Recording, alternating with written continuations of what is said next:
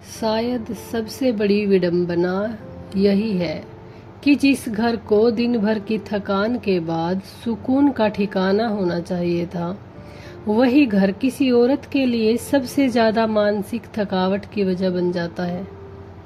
यहाँ कोई रोज आपकी जान नहीं लेता, कोई रोज बड़ा तमाशा नहीं करता।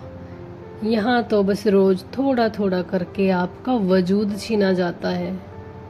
यह कोई फिल्मी ड्रामा नहीं है, यह असल जिंदगी की वो कड़वी हकीकत है जो सुबह की चाय से शुरू होती है।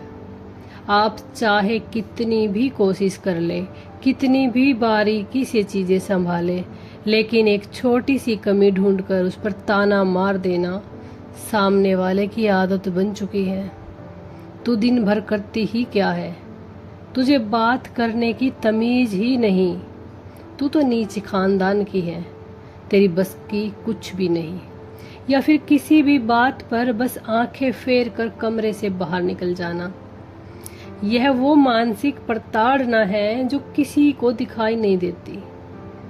शुरुआत में हम औरत इस पर बहस करती है, वह रोती है, शिकायत करती है, अपने हिस्से की सफाई देती है ताकि सामने वालों को समझ आए कि उसका दिल दुखा है।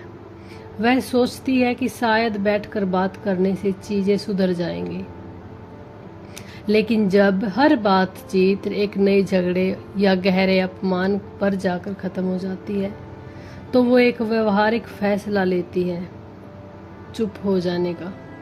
यह चुप्पी कोई महानता या त्याग नहीं है, यह सिर्फ खुद को और ज्यादा टूटने से बचाने की एक मजबूरी है।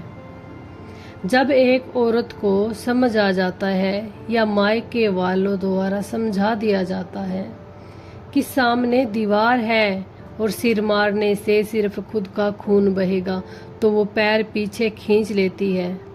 अब वो जवाब नहीं देती। घर के सारे काम बिल्कुल वैसे ही होते हैं जैसे होने चाहिए। वक्त पर खाना, कपड़े धुलना, बच्चे की हर जरूरत पूरी होती है। बाहर से देखने वालों को लगता है कितनी सुलझी हुई शांत औरत है, लेकिन कोई ये नहीं देख पाता कि अब वो उस घर में एक एक दिन निकाल रही है, सिर्फ एक मैकेनिकल रोबोट की तरह। उसकी मुस्कान सिर्फ होठों तक रह जाती है, आंखों का सन्नाटा कोई नहीं पड़ता।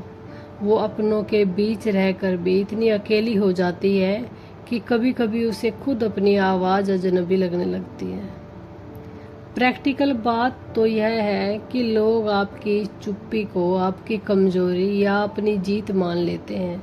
उन्हें लगता है कि या उन्होंने आपको सुधार दिया, लेकिन वो नहीं जानते उन्होंने उस रिश्ते की आत्मा को ही मार दिया। हर औरत को इस कड़वे सच को स्वीकार करना होगा कि परिस्थितियां अपने आप नहीं बदलेंगी।